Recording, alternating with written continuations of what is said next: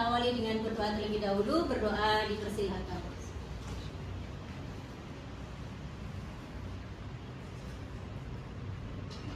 Selesai.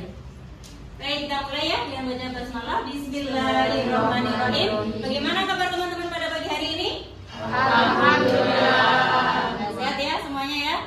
Baik teman-teman, sebelum kita melanjutkan, mari kita mereview ya materi minggu yang lalu. Masih ingat ya sebelum materi hari ini akan disampaikan, yaitu terkait dengan analisa lingkungan strategik. Maka ini adalah masih relevan dengan materi minggu yang lalu, yaitu terkait dengan konsep dasar manajemen strategik. Yang mana di dalam manajemen strategik itu ada beberapa model, ya kan?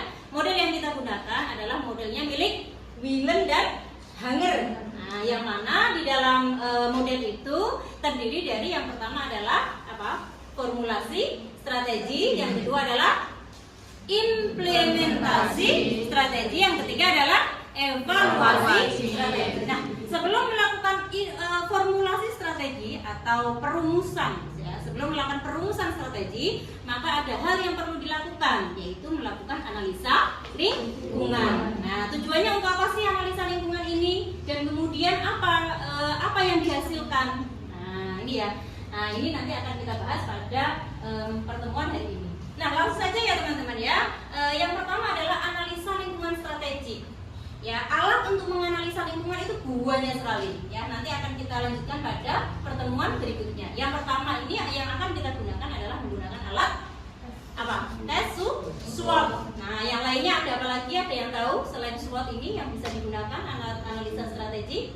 Ada?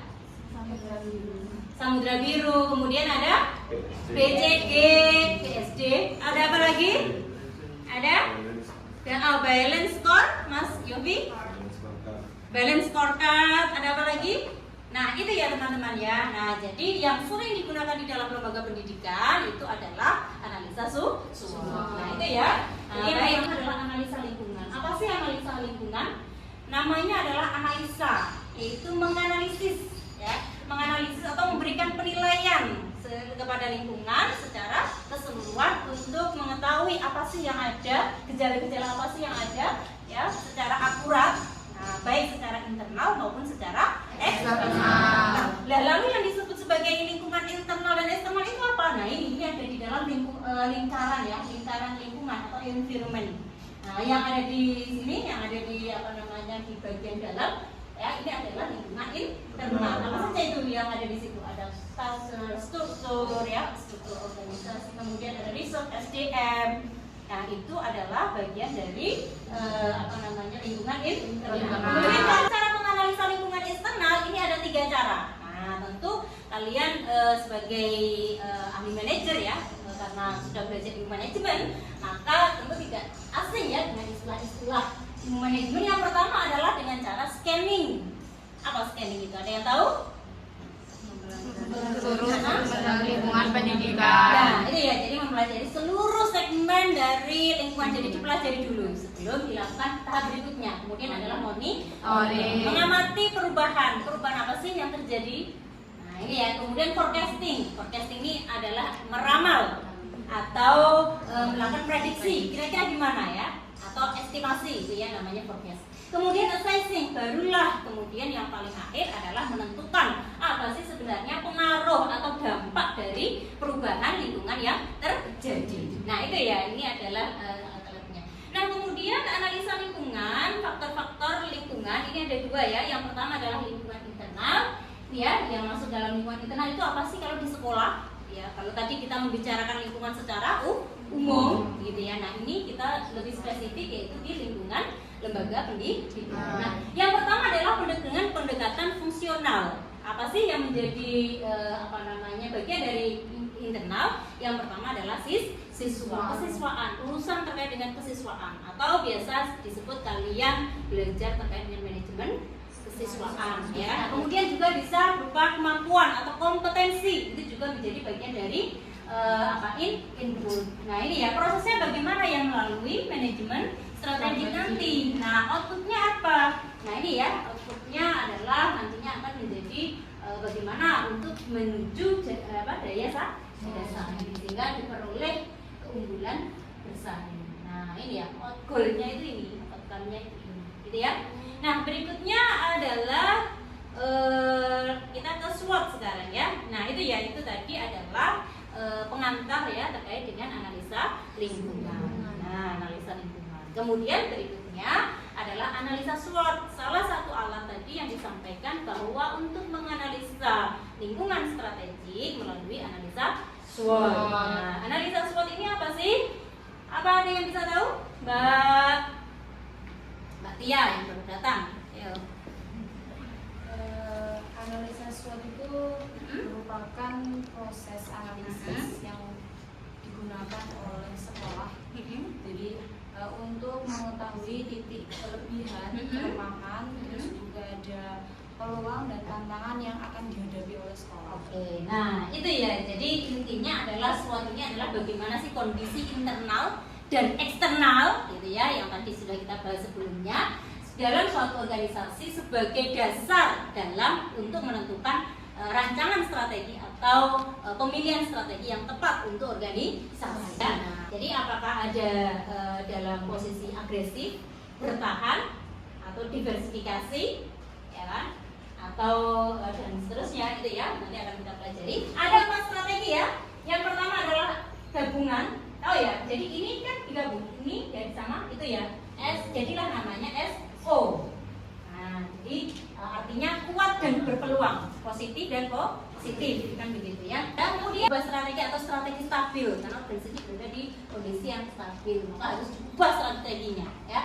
Ini kalau organisasi berada pada negatif dan positif. Jadi ya, yang keempat negatif tadi ya. Ini namanya maka disebut sebagai strategi bertahan. Nah ini ya teman-teman ya. Nah ini outcome-nya tadi ya. Strategi agresif itu SO, strategi berbenah diri tadi ST, strategi diversifikasi WT, dan juga strategi defensif itu adalah W.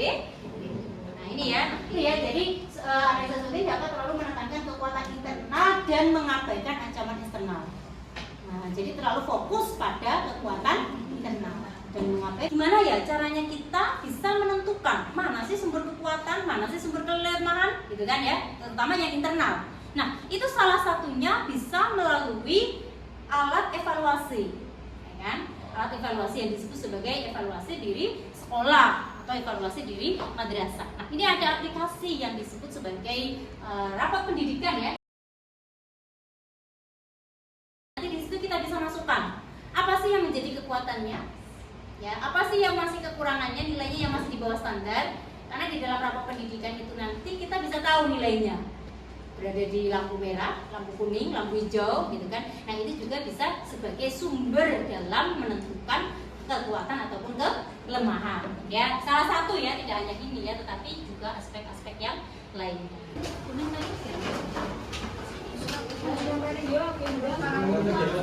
Ya. Kelompok 2 ini. Kemudian kelompok 3 ini ada pink, biru, ini ya, apa dulu ya? Nanti diisi ya.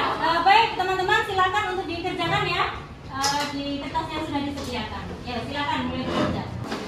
Oke, baik teman-teman. Ini ya rumahnya ya.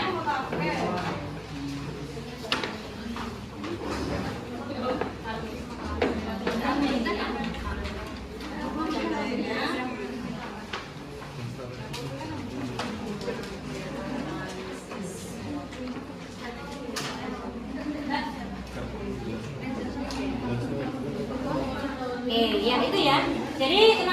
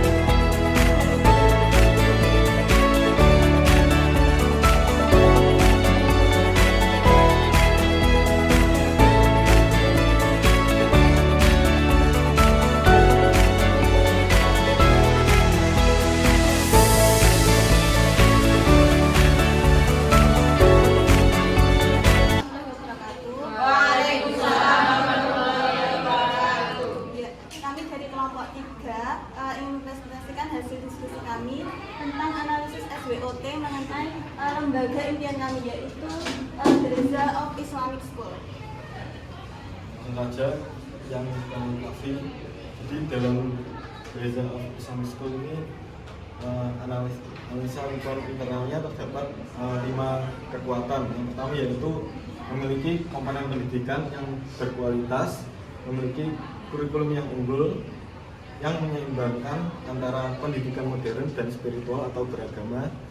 Terus yang ketiga yaitu memiliki sarana dan prasarana yang memadai. Pada matriks IPAS dan juga IPAS, pada kita mengidentifikasi 2 hal, yaitu faktor kekuatan dan juga faktor kelemahan. Pada faktor kekuatan ini ada beberapa aspek, yaitu misalnya memiliki komponen pendidikan yang berkualitas. Ini kami beri bobot 0,24 dengan rating 4 menghasilkan skor 0,96. Beza of Islamic School ini menandakan kekuatan sudah cukup kuat dan mendukung Ya, keunggulan berarti dalam apa? SO ya, ada di kuadran ini, maka strategi yang digunakan adalah SO. Nah ini ya, jadi melalui SO maka nanti lembaga bisa mengembangkan organisasinya. Nah itu ya, tepuk tangan untuk kelompok 3. Yang pertama tadi ya, membuat menentukan internal dan eksternal melalui KAFI dan KP. Yang kedua adalah membuat matriknya ya, diagramnya, dan kemudian strategi yang dihasilkan itulah yang akan bisa dikembangkan oleh lembaga. Nah, teman-teman, untuk lebih memperkuat ya dan memperkaya literasi teman-teman supaya nantinya lebih memahami dalam analisis SWOT ini, teman-teman bisa ini ya, ada kuis. Teman-teman nanti silakan ini saya beri link ya, link jurnal. Nanti teman-teman bisa dibaca jurnal ini ya, dan juga kebetulan ini adalah jurnal saya yang terbit yang berkaitan dengan analisa SWOT, dan nanti silakan untuk dilakukan review, begitu ya. Nah, jadi nanti bisa dilakukan review, jadi biar tahu ya. Nanti silakan dibaca dan juga di cari reviewnya. Baik teman-teman, itu ya.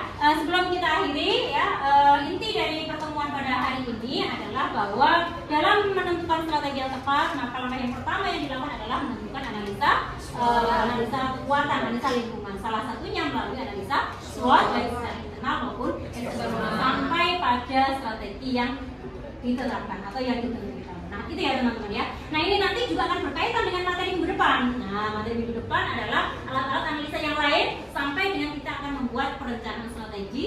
Kemudian tidak hanya sampai pada perencanaan strategi, tapi juga implementasi strategi maupun evaluasi strategi. Begitu ya teman-teman ya. Bisa dipahami ya sampai di sini ya. Sebelum ini ada yang bertanya? Cukup ya? Oke, baik, cukup. Kalau tidak ada yang bertanya, mari kita akhiri pertemuan pada pagi hari ini dengan baca hamdalah dan doa penutup majelis. Alhamdulillah.